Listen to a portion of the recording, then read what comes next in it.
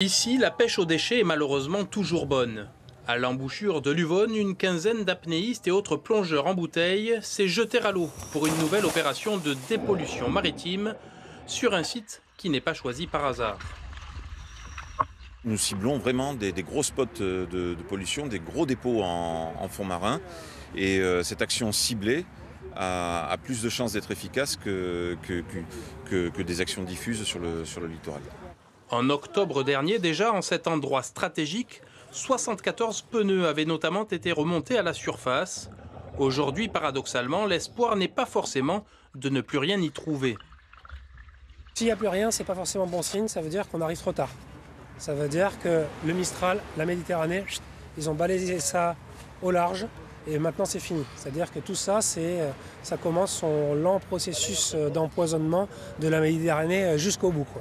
Malgré une faible visibilité, il est vite constaté que la mer Méditerranée n'a pas encore tout avalé. On a l'impression qu'il n'y a pas de déchets, mais sous la couche de Posidonie, il y a des strates de déchets divers.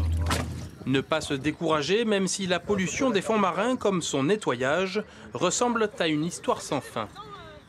C'est un problème systémique en fait. Donc tant qu'on reste dans ces modes de vie qui produisent des millions de tonnes de déchets chaque jour, partout dans le monde, si on n'arrive pas à sortir de ça, ce qu'on fait c'est très marginal.